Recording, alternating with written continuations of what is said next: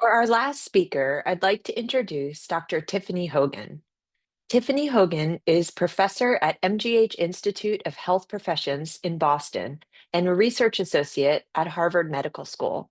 Dr. Hogan studies language and reading assessment and intervention in schools, especially for neurodiverse children with developmental language disorder, dyslexia, and/or speech and sound disorders. Her advocacy for children with language, speech, and literacy differences has led her to co-found a DLD informational website, www.dldandme.org, and host a wonderful podcast, See, Hear, Speak podcast. Please join me in welcoming Dr. Tiffany Hogan. Thank you so much for having me. I want to start by acknowledging that the work I'm going to share with you today was funded by the National Institutes of Health and the Department of Education. I'm going to share with you lots of work, and it's not all mine. And I just want to acknowledge that I'm truly standing on the shoulders of giants, of so many that have studied language comprehension and developmental language disorder before me. I also want to thank my lab members and school partners. This is a picture of a school partner from the Bay Area that came to Boston, and we were looking at data. Even though I have a lab, I say that my lab is in schools, and I learned so much from my school partners. I also want to thank the parents and children that have entrusted me with data to share with you today. And last but not least, I want to thank the organizing committee, and I want to thank you. I love this quote. I think it represents what you're doing today is you're taking time away from your safe harbor to learn something new. A ship is safe in the harbor, but that's not what ships are for. Thank you for joining me. Probably didn't think you'd see a presentation with The Simpsons, but I always start out this way. It gets us on the same page and what we actually are thinking when we say reading. I'm going to give you an example, and you can think to yourself, who is reading? So Bart's in trouble per usual, and as part of his punishment, he has to go after school every day to his grandfather's house. At his grandfather's house, he reads to his grandfather. And his grandfather has difficulty reading words on the page because he has cataracts. So he can't quite see the words, but he's listening to the language that's created by the text that Bart is reading, and he's understanding it. Bart, on the other hand, is actually reading text that is German. He's been learning how to decode German, but he doesn't really understand that much German. So he can read it, but he's not really sure about the vocabulary. But grandfather, he's listening and understanding everything. And sometimes he laughs even at some of the jokes created by the text.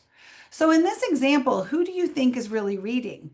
Is it Bart because he's taken the printed word and turning it into spoken language? Or is it grandfather who's actually understanding the language created by the text? Well, this is a bit of a trick question because I would argue that neither one is reading. However, when we're talking to parents and other educators and policymakers, they may have in mind that Bart's the one that's reading because Bart is actually looking at the printed words and turning them into something spoken. But what we know is it takes both of these skills represented by Bart and his grandfather to have reading comprehension, which is the ultimate goal of reading. This has been formalized as a simple view of reading, which has over 1,000 citations and has been conducted in many different languages. And what the simple view of reading shows is that if you want to know a child's reading comprehension, you have to know two pieces of information about them. One, you have to know how accurately and fluently they can read words. And two, you have to know how well they can understand spoken language. So reading comprehension is the product of word reading and listening comprehension. It's the simple view, but of course, these skills are very complex. And what goes into word reading and listening comprehension is quite complex. And today we're going to be focusing primarily on the listening comprehension aspect of the simple view of reading. This view has also been formulated as the active view of reading, which acknowledges the bridging processes between word recognition and language comprehension and the role of active self-regulation. Let's dig into word reading versus listening comprehension to set the foundation for discussing language comprehension and developmental language disorder. Word reading is the ability to accurately translate printed letter patterns into spoken words. When I say spoken words here, I do not just mean reading aloud. I mean that even when you're reading silently, you're turning it into spoken language within your head. Listening comprehension. Oh, I'm sorry. Let me go back. Word reading, let's think about how it's measured before we turn to listening comprehension.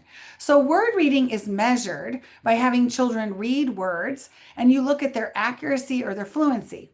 But another great way to measure a child's ability to decode new words is by using non-words. This is an example of the Woodcock Reading Mastery Word Attack subtest. And even if you've never seen these non-words, I'd venture to say that you're able to read them pretty easily because you have a strong grasp of the connections between letters and sounds in the English language.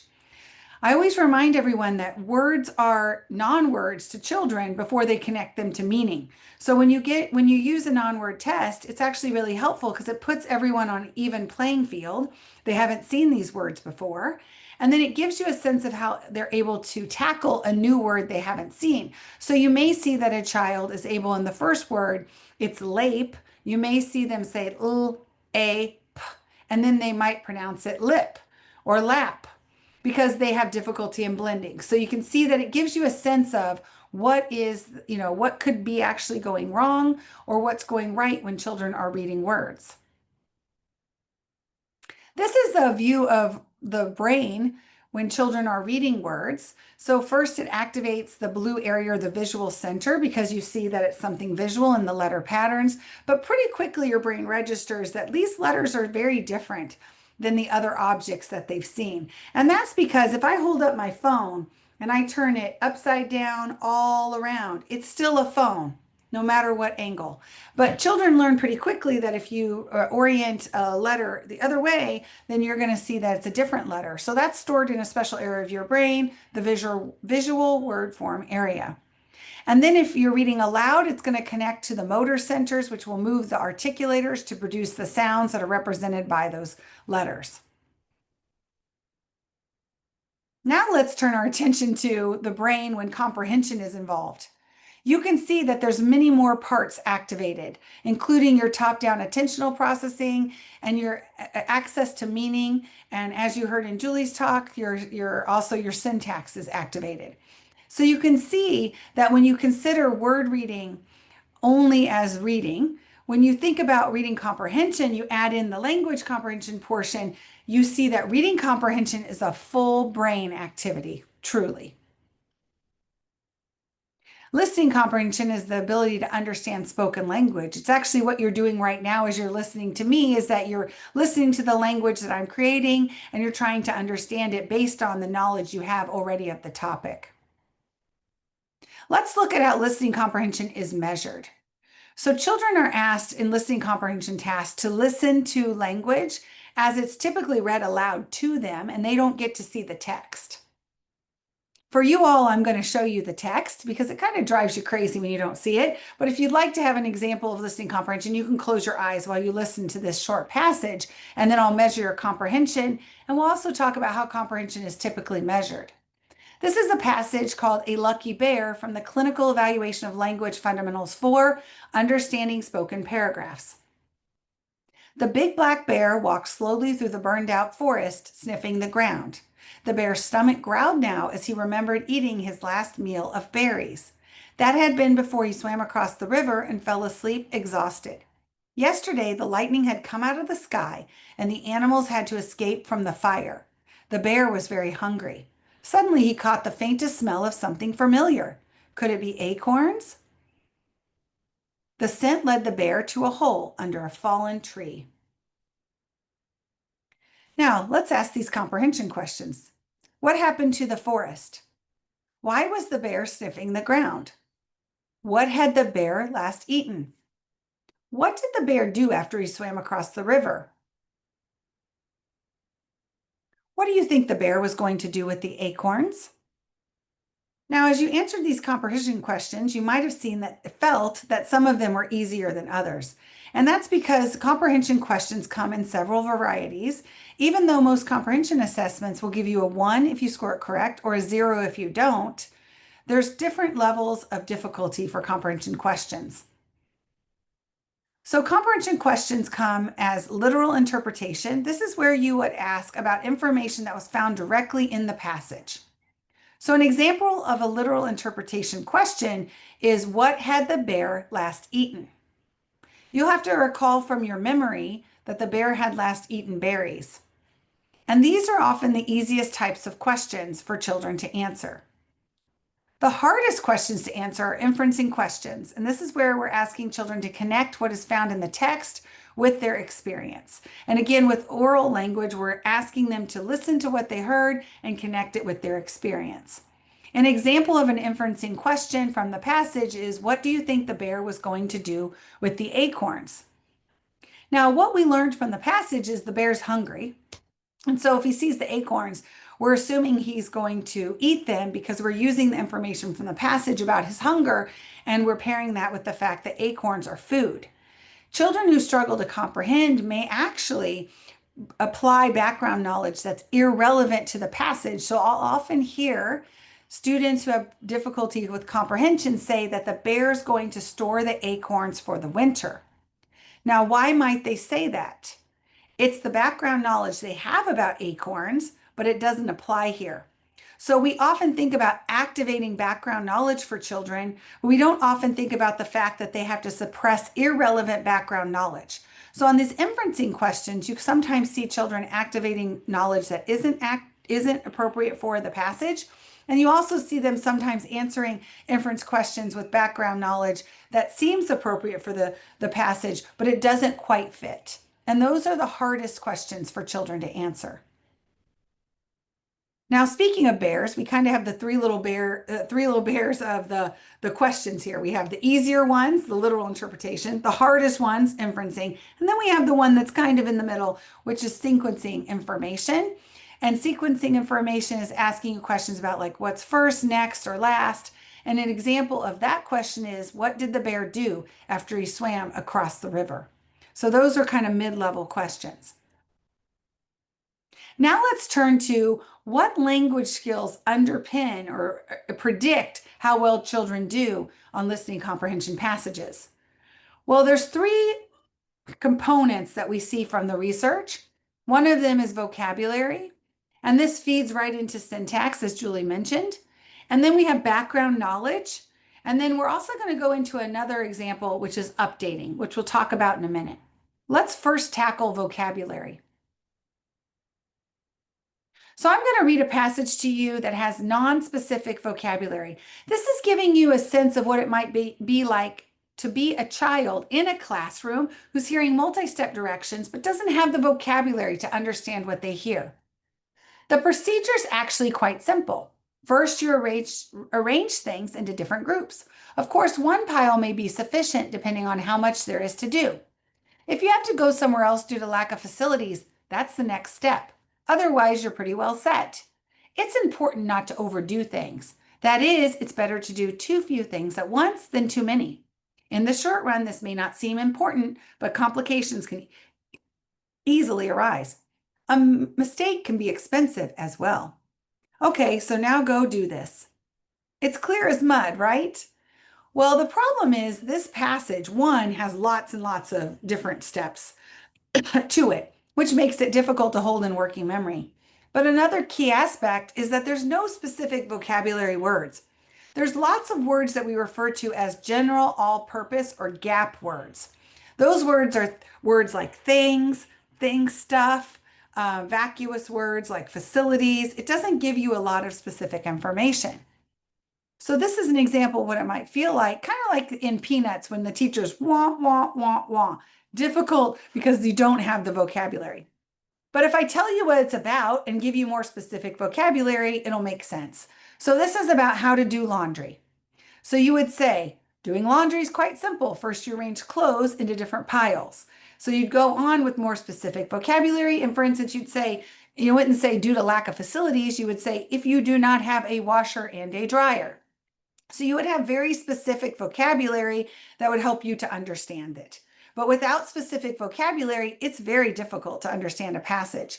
I used to use an example from physics, but I feel like this one is more akin to what it might feel like to actually be a child in a classroom who's often confronted with multi-step directions and may not have the vocabulary to understand. Vocabulary is extremely important for comprehension, as I mentioned. This is one example of many studies that show how important vocabulary is. So vocabulary is important not only for listening comprehension, but word recognition as well. In this study of over 400 children across the US, we measured their skills that are listed here: vocabulary, word recognition, listening comprehension, and reading comprehension in grade 1, 2, and 3. And what you see is that in grade 1, 2, and 3. The first number is grade 1, the second is 2, and the third is 3. What you see is that vocabulary is very important for word recognition because these weights are from 0 to 1. You also see that vocabulary is quite important for listening comprehension, and you can see those weights are quite high. Interestingly, vocabulary did not directly predict reading comprehension because vocabulary was making its influence on reading comprehension through word reading and listening comprehension, as you would expect from the simple view of reading. But that was a correlational study. In this study, which was a randomized controlled trial of a year-long intervention stimulating language in the classroom 30 minutes a day, we found that in grades 1, 2, and in grades 1 through 3, children who learned the vocabulary words in the language lessons had the most gains in listening and reading comprehension. So this is getting closer to the causal relationship between vocabulary and listening and reading comprehension, and this is in line with many other studies that show this similar relationship. And we know the benefits of reading are so important for vocabulary. So this is a nice example of a recent study that compounded the amount of words that children would be exposed to from books if they were reading 20 minutes a day versus, I think this one had 20 minutes versus 12 and versus 3. And so what you see is that, oh, I'm sorry, 20 minutes versus 5 versus 1. So what you can see is that if you have 20 minutes a day of reading, you're exposed to many different vocabulary words, and texts provide a great opportunity to hear vocabulary words that you wouldn't often hear. That compounds over the years. And so what you would find is that in the end of this is going from kindergarten to 8th grade, what you would see is the child who had 20 minutes, and it doesn't have to be books they read, they can hear books read to them too. It's the same if you're listening. So I'm glad that question was in the chat because it reminded me to say it's the same as if you're listening. That what we can find is that it compounds to over 1.8 million words to the difference of 8,000 words, and that's per year. So it really is compounding in terms of the vocabulary you're exposed to, whether you read or listen to books. The other component that's so critically important for listening comprehension is background knowledge. And we often hear about this background knowledge that is needed for understanding. But we know that background knowledge and vocabulary is highly correlated, which was why I almost used the physics example, because I was betting that maybe you didn't have a lot of knowledge in physics and you wouldn't have a lot of knowledge and a lot of vocabulary. But I'm going to give you an example now in which I would argue you're going to have all the vocabulary you need. It's very specific vocabulary, but you don't have the background knowledge you need to actually hold together what seem to be separated sentences that make no sense together. So I'll read this passage to you and answer some questions and see if you can answer those, ask you some questions and see if you can answer them. And then I'm going to provide you the background knowledge. Sally first let loose a team of gophers. The plan backfired when a dog chased them away. She then threw a party, but the guests failed to bring their motorcycles. Furthermore, her stereo system was not loud enough. Obscene phone calls gave her some hope until the number was changed. It was the installation of the blinking neon lights across the street that finally did the trick. Sally framed the ad from the classified section and now has it hanging on her wall. Now, this is admittedly an older passage that was created in the 80s where we had obscene phone calls and classified sections, but it is still a really great example. So let's see, can you answer the comprehension questions? Where did Sally put the gophers? Why did Sally want the guests to bring their motorcycles? What did the ad say? Now, if you can't answer those questions, that's because you don't have the background knowledge. But this is kind of what it's like when you're a student who's listening to a passage. You might have all the vocabulary, but those sentences just seem to not be connected in any sensible way. But now let me give you the background knowledge, and you'll see in this example how background knowledge, it's truly the glue that holds together these sentences. You can almost feel the connection between the sentences when I give you this background knowledge and reread the passage. The background knowledge I'm going to give you is the title of the passage. The passage is titled, Getting Rid of Bad Neighbors. Sally first let loose a team of gophers. The plan backfired when a dog chased them away. She then threw a party, but the guests failed to bring their motorcycles. Furthermore, her stereo system was not loud enough. Obscene phone calls gave her some hope until the number was changed. It was the installation of the blinking neon lights across the street that finally did the trick. Sally framed the ad from the classified section and now has it hanging on her wall. Now, I would say Sally's the bad neighbor, but that doesn't make for a good example. So let's see if we can answer the questions. Where did Sally put the gophers? Well, now you know she put them in the neighbor's yard. Why did Sally want the guests to bring their motorcycles?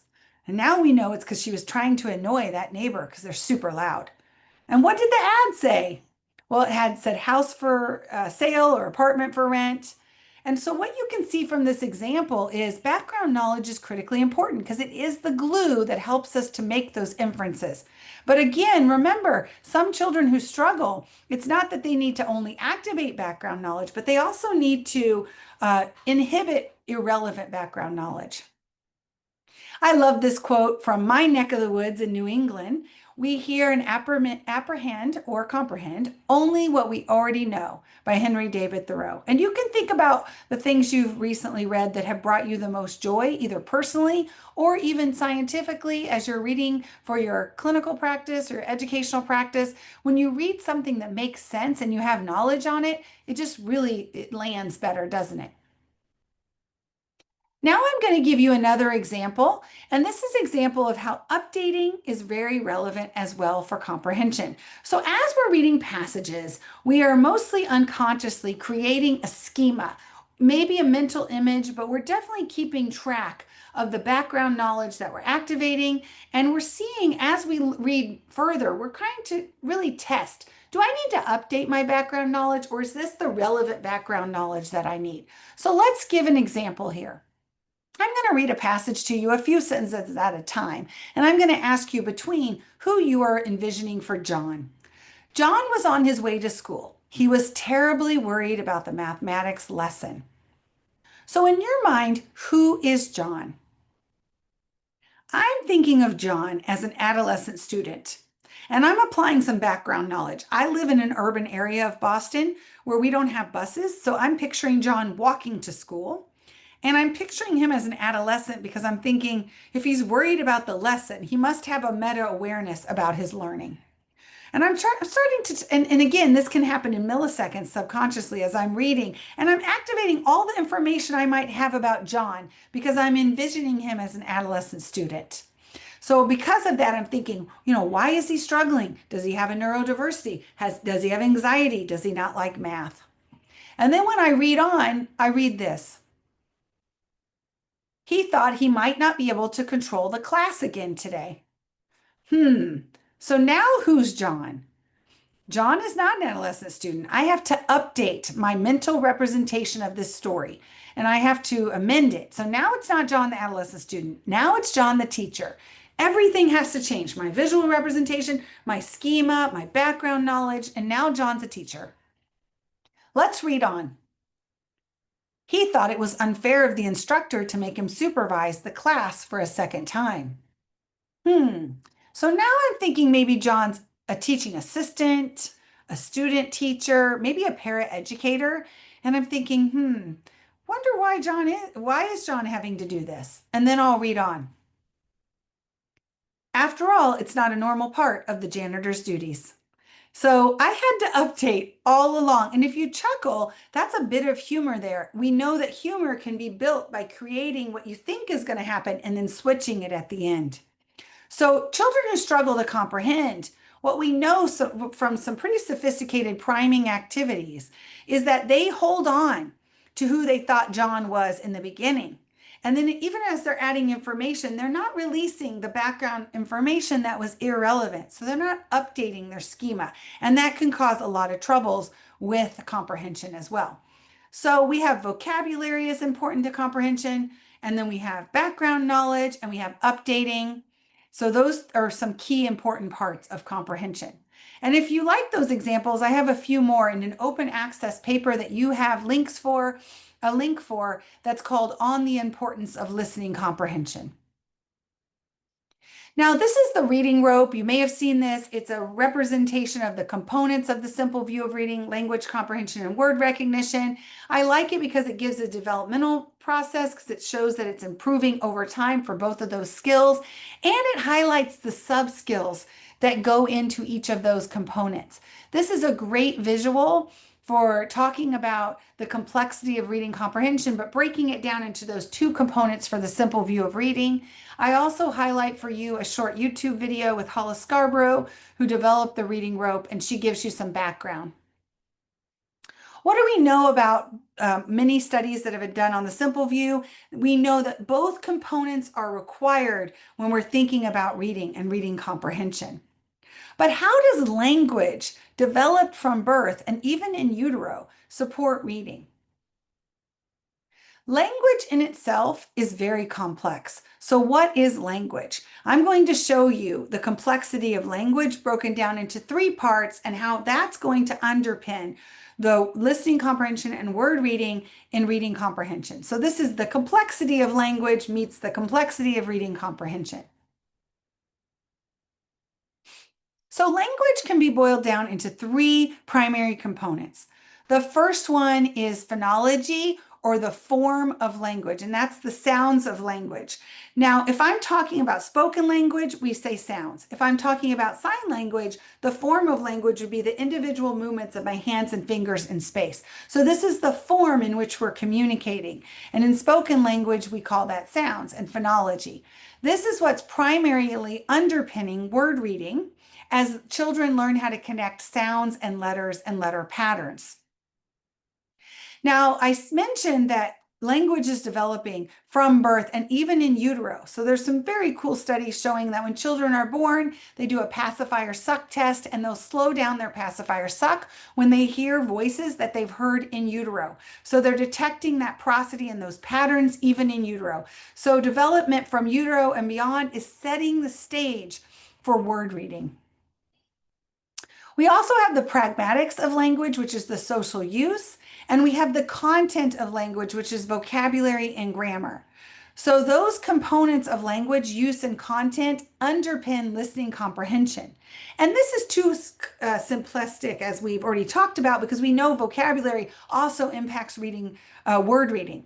So it's all of language that's impacting listening and word reading, but primarily form or phonology is impacting word reading, and the use and content of language is impacting listening comprehension. So children are developing these language skills from birth, and it's setting the foundation for reading comprehension. This has been formalized in a very recent new model of reading by heavy hitters Maggie Snolling and Charles Hume in the reading research world, and it's called the Reading is Language Model, a theoretical framework for language and reading development and intervention. I like this model because it takes the research from all over and it puts it together into this very clear model showing that pre-reading birth to pre-K, children are developing language in this form, use, and content. And that's setting the foundation for them as they begin to read words. It's setting the foundation for that initial alphabetic code of letters and sounds and the language they need to comprehend what they're hearing in the classroom. And then we see that as they learn how to read words and they're reading words in books and they're hearing words from books, you see that that is actually stimulating their language development. So it becomes bidirectional at that point. And we know that word reading and language lead to reading fluency and knowledge of the world, which impacts reading comprehension. The key here is that language is the start to all of this. Language is setting the foundation for word reading and language comprehension. We've used the simple view and these theoretical models to subgroup developing readers because we know that poor readers are not all the same. So what we've done is we have taken work with children who struggle with reading comprehension. So we take groups of children who score poorly on reading comprehension measures. That's measures of having children read passages and answer questions. And then we dig deeper and we look, why are they struggling with reading comprehension? We measure their word recognition and their listening comprehension.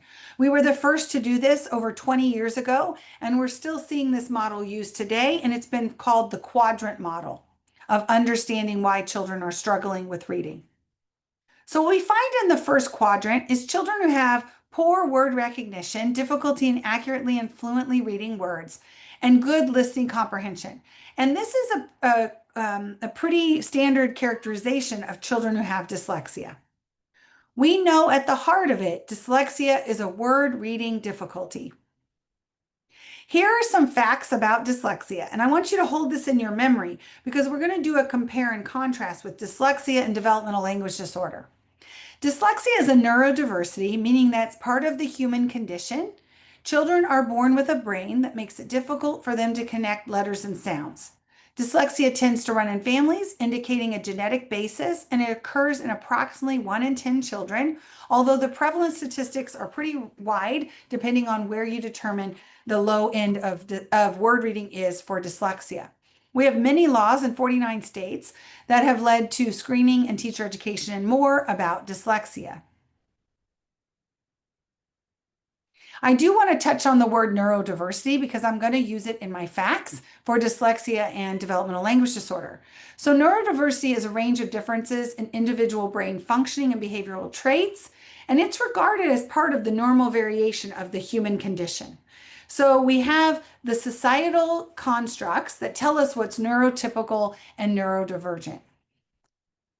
Disability, and keep in mind, is a societal construct, meaning that because we have a literal society, that means if you have difficulty attaining literacy skills, you can be categorized as being neurodiverse or having difficulty in learning to read. But I want to give you an example to help you think about neurodiversity in a different way. What if we as humans had evolved to run everywhere? We didn't drive. We just ran everywhere. And if running was a critical part of being a functional member of our society, we would spend a lot of time thinking about how accurately, accuracy of running, stability of running, longevity of running. So for me personally, if running was a key factor of being functional in society, I would have a running disability because although I like running, I'm very slow at it. So I would have a speed difficulty. This is just an example because I want you to understand that disability is a societal construct because we have determined what we need in society. And if our brains don't make it difficult to learn that skill, that's how we get characterized as having a disability. Let's turn to the other aspect of the quadrant. So we found children who had good word recognition, but poor listening comprehension. And interestingly, children with dyslexia and children who were characterized as poor comprehenders would often have the same low reading comprehension score, but for very different reasons. So on one hand, children with dyslexia had poor reading comprehension because they couldn't read the words on the page to access the language created by the text.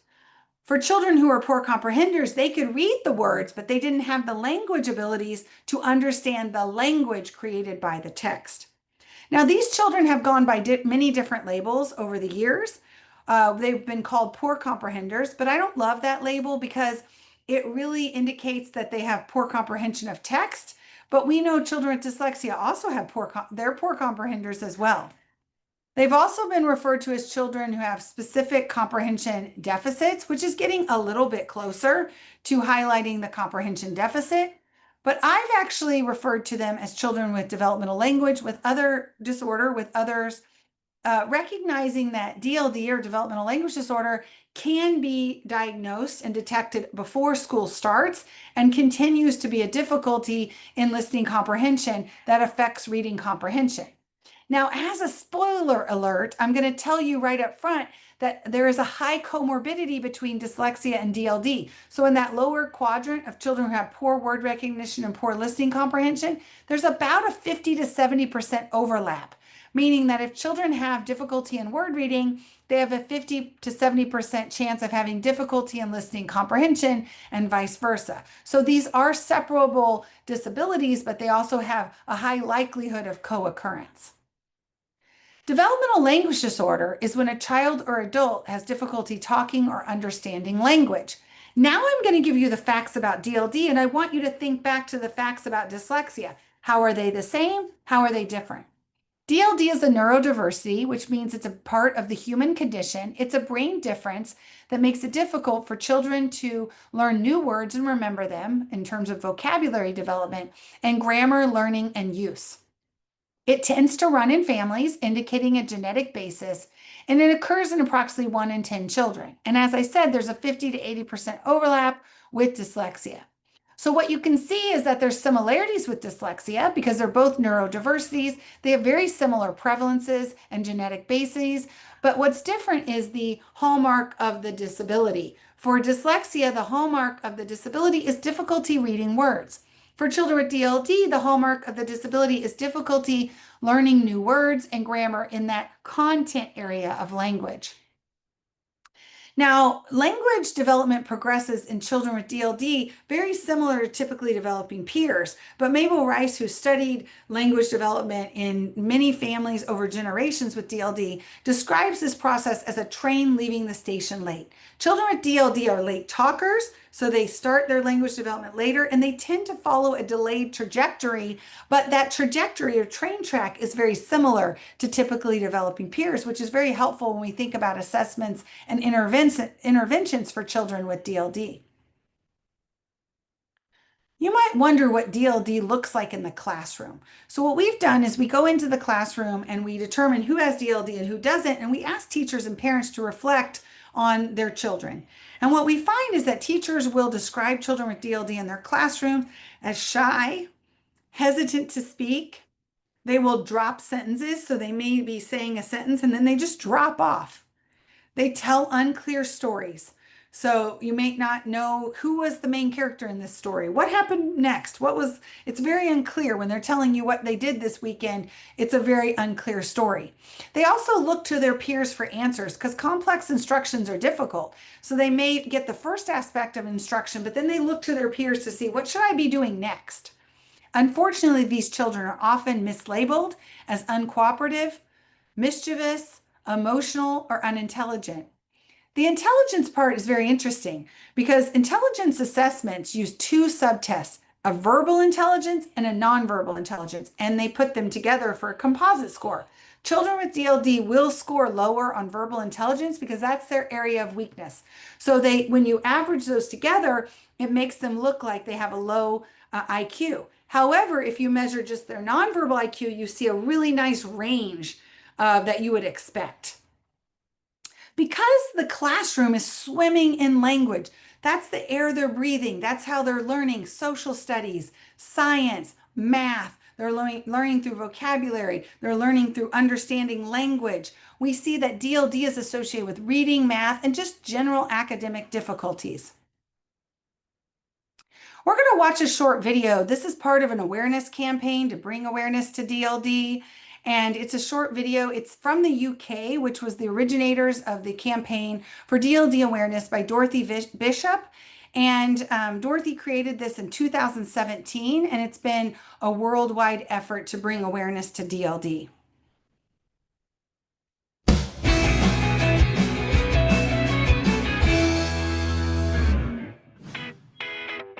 Hi, I'm Eddie. And I'm Dils. We're here to tell about DLD, Developmental Language Disorder. Let's go, hurry up. Come on, we don't have all day. Today we're going to find out about DLD. And explain 3 things what you have to know. DLD 1, 2, 3. We're going to interview some people. But we can't find them anywhere. Ah, found you!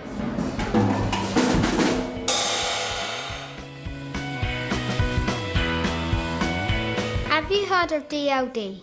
Developmental Language Disorder. It's when you have difficulties talking and understanding words. Who has DLD? It affects children and adults. Has it always been called DLD? It's been called lots of things like SLI, but now it's been agreed being called DLD. What's DLD like? It's just like they're speaking different language. You're not even like oblivious of what they're saying to you. You just want them to speak English, not those big words, because it's just making it way more harder. You really want to say something and it just stops. Your brain is just gone, is that the word? No, it's not. Is it this one? No, it's not. It's picking out loads of different things. I just want like it to teleport to the other person's head so they know what it means and they get what I'm trying to say to them as quickly as I can. So there you are, Jules. DLD is when children or adults have problems with talking or understanding.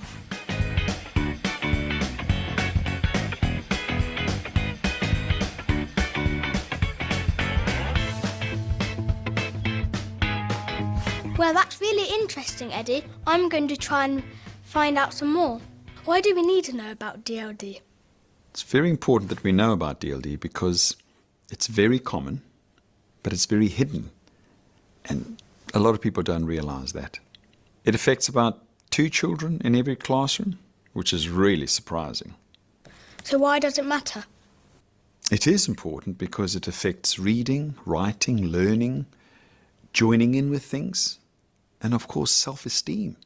We weren't aware our child had DLD because it was hidden. Even though it's common, it's hidden, and we weren't understanding that he had difficulties at school with his learning, his understanding, which all affected his self-esteem. So there you go, Eddie. It's really common and it's hidden. It can make lots of things hard, like school and reading. It can be hard joining in and feeling good about yourself.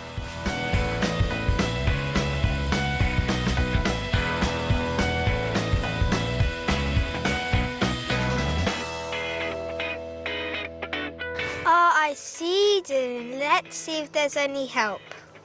What help is out there? There's all sorts of help. I was helped by speech language therapists, teachers and other professionals. My parents helped me. In fact, all sorts of people can help you. Your colleagues and your friends too. How can they help? It really makes a difference if people can understand about DLD. It's hard for me to explain what DLD means, but when people do understand, it makes a big difference. So, Dylan, there is help. And everybody can help by knowing about DLD.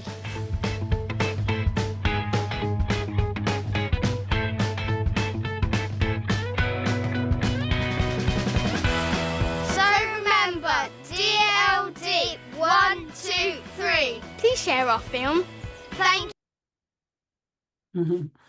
Yes, so I still like that one. It's the original. There's many others that have been created, but this one is very helpful because I think it, in a concise way, talks through the lived experience of DLD, the parent's experience, and then an adult with DLD. But you might be asking yourself, why isn't DLD better known? Why haven't I heard about this? Why isn't this something that's known when it affects approximately 1 in 10 children? Well, the biggest barrier is that it's been called by many different names across different institutions and different systems. So as part of DLD and Me, we write short articles. It's a informational website you can go to. And one of the articles we wrote is about the many different labels for DLD. So in research, this condition is referred to primarily in the US as specific language impairment or primary language impairment. In terms of the DSM-5, it's referred to as a language disorder or a specific learning disability in comprehension. For insurance billing purposes, the ICD-10 code is expressive language disorder or expressive and receptive language disorder. And then across the US, to determine eligibility for an IEP, these children are often referred to as having a developmental delay, a speech and language impairment, communication disorder, or a specific learning disability and comprehension. So you can see how it's very difficult to rally awareness when there's lots of different labels for something.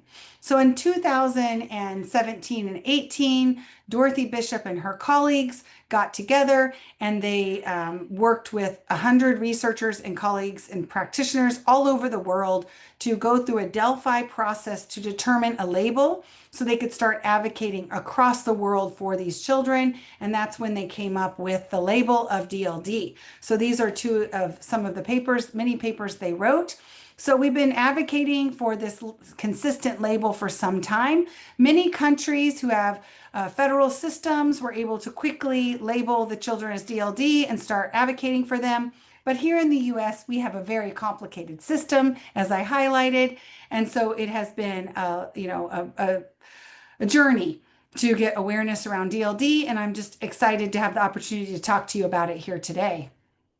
This is a story I consistently hear from parents. And we heard it so often that my colleague Wendy Georgian and I and Lisa Archibald, we conducted a study using data from a national database of educational data. And we found that it was a consistent story in the data.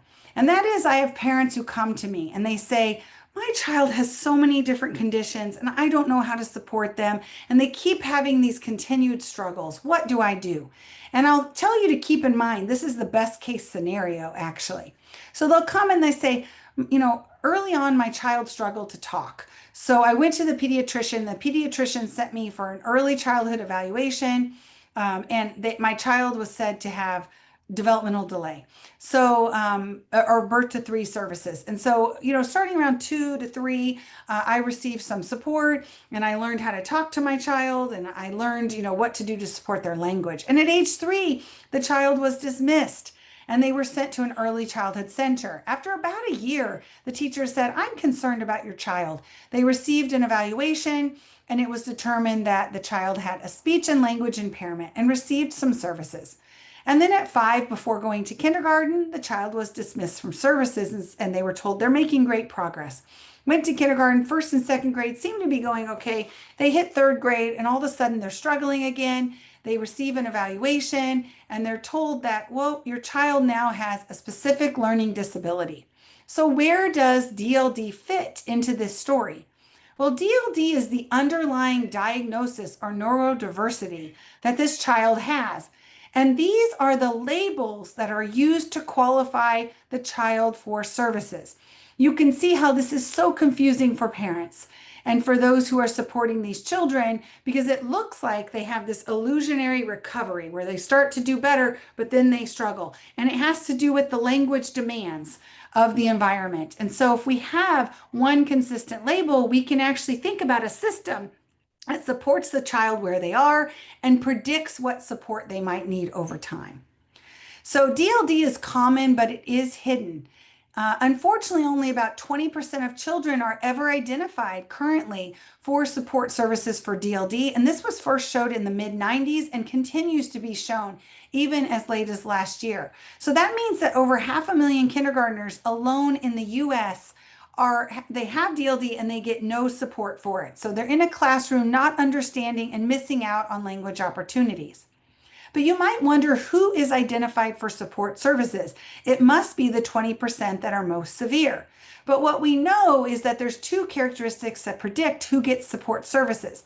One is if they happen to have another overt difficulty like ADHD, dyslexia, or a speech sound disorder, and they happen to get a comprehensive evaluation, which reveals that they also have DLD. But the number one predictor of who receives support for DLD is having a parent with high SES. That means they have a parent who has the education and means to lobby for support. And this is not unlike the scenario we have seen with dyslexia as well. But what we know is that this is completely unacceptable, that some children are receiving supports for DLD because of happenstance or the family they were born into. Instead, what we need to do is look to early identification and screening for DLD so that we can really get the word out about who has DLD. We also have to have advocacy so we can have the same labels across multiple systems. And I'm excited to say that advocacy is really starting to pay off. So DSM-5 now includes DLD as one of the categories. Also, the new ICD-11 codes include DLD. And I worked with the American Speech Language Hearing Association for about a year. And during that year, we asked the federal government to provide a letter to states stating that DLD was not precluded as a category to qualify children through IDEA for an IEP, and they did provide us that guidance to the states a couple years ago. And now our goal is to get the word out. But with complicated systems, you often have many barriers. So one of the barriers I encounter is that speech pathologists will tell me I want to qualify, or special educators, I want to qualify the child, and I know I can use DLD, but my drop-down menu in my school system doesn't allow me to select DLD because it's not there. So we have multiple barriers we have to break down to make sure that these children receive the label of DLD. And why do I want that label? Because it creates a community. We can rally around it, and parents and children can find more information. We have lots of laws for screening of dyslexia across the states. And I only know of one state that has just this fall has a law that all children have to be screened for dyslexia and DLD, and that's the Virginia Literacy Act. And I've been working with the Virginia group, and they're developing their own screener for DLD, and they're training their teachers on DLD and starting to give more instruction in language. So that'll be one to watch closely. I've been trying to get the word out on different podcasts and again through presentations like these to make you aware of DLD. We also have this informational website, dldandme.org, which is focused on the US context. And we also have the Raising Awareness of DLD website, which is the international effort to bring awareness to DLD. DLD has been found in every language studied because it's part of the human condition, and they have fact sheets translated in over 20 languages. I want to highlight also a fairly newer effort called the DLD Project out of Australia. It is a worldwide effort to bring together those who have DLD so they can share their lived experience and raise awareness of DLD and bring money towards research for DLD. I've also been working with Reading Universe through Reading Rockets and helping them to really flesh out their language comprehension component. So they have such a great taxonomy here that's focused on the simple view of reading, and they're building out their language comprehension just like they have for reading comprehension or for word recognition. And for Reading Rockets, we have a developmental language disorder section now under neurodiversity, right along with ADHD, dyslexia, autism, and such. And I also have several papers that are out to really bring awareness to the educational community to say we need to focus on DLD and we need to focus on language in the classroom. October is Dyslexia Awareness Month and ADHD Awareness Month. DLD has an awareness day in October. It was just October 17th, and we lit up monuments all over the world in purple and yellow to bring awareness to DLD. Even Niagara Falls was lit up in purple and yellow to bring awareness to DLD. So if we go back to the simple view and we think about word recognition, children struggling with word recognition may have dyslexia. Children struggling with listening comprehension may have developmental language disorder. And if we bring it back to the quadrant model, I just want to highlight again that this co-occurrence of dyslexia and DLD is quite high. So if you're serving children with dyslexia, you're very likely serving children with DLD as well. And they do require their own specific goals in intervention because dyslexia focuses on systematic explicit instruction and word reading, and DLD is focused on systematic explicit instruction and vocabulary and grammar. I want to show you some raw data though, because in the quadrant model, it makes it look really nice and neat.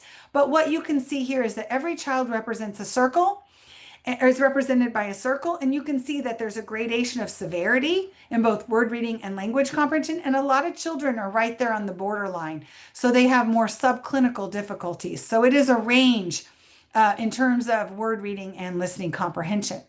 Taking it back to language, we know that children who have difficulty with dyslexia have difficulty in connecting letters and sounds related to the phonology or form of language, and children who have developmental language disorder have difficulty in the content or vocabulary and grammar of language. But again, there's a high overlap, and developmentally speaking, we do see that children with dyslexia often have early indicators of difficulties in language through both vocabulary and grammar. But we also see a group of children who have only developmental language disorder or only dyslexia. I've written about this in an open access paper called Understanding Dyslexia in the Context of Developmental Language Disorders, if you'd like to read about it further. And I've also worked with the Reading League to create a 10-minute guide to the quadrant model that talks about what we've discussed so far. Some implications. We know we have to assess both word reading and language, and that if you're working with children with dyslexia, you're very likely working with children with DLD. We also know early intervention is key. It's not only key for dyslexia, it is also key for developmental language disorder. And this is a picture of my son, who's almost 20 now. So this has been a long time I've been studying these conditions. And I love this one because it highlights some of the difficulty we have with early identification. How do we identify children with reading that are going to have reading comprehension difficulties when they can't even read? But our longitudinal studies help us to determine this. Longitudinally, we've done these structural equation models where we test children pre-K all the way to grade 3 and beyond.